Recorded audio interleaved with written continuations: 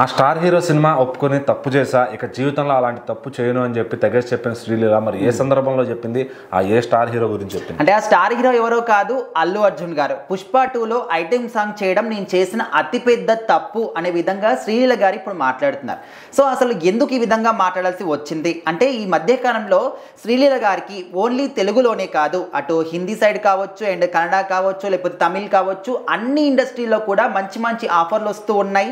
ఎక్కడ చూసినా కూడా ఎక్కువగా ఇక్కడ అంటే ఈ విధంగా ఎప్పుడైతే మనకు పుష్ప 2లో స్పెషల్ సాంగ్ చేసిందో అక్కడ కూడా వాళ్ళు డ్యాన్స్ పర్ఫార్మెన్స్ అడగడం కానీ ఇలాంటివి ఎక్కువ చూస్తూ ఉన్నారనమాట.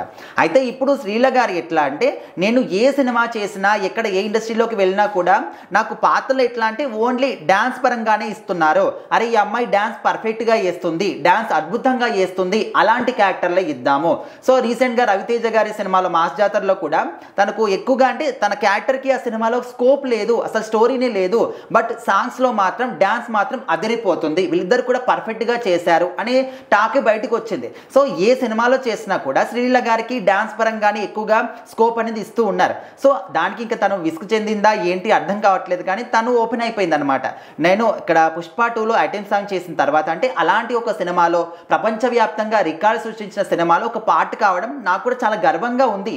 అండ్ ఆ పాత్ర కూడా నాకు మంచి పేరు కూడా తీసుకొచ్చింది. కాకపోతే ఇంకా సాంగ్ తర్వాత ఆ సినిమా తర్వాత ఎక్కడ ఏ పాత్ర వచ్చినా కూడా డ్యాన్స్ పాత్రలే వస్తున్నాయి నాకు.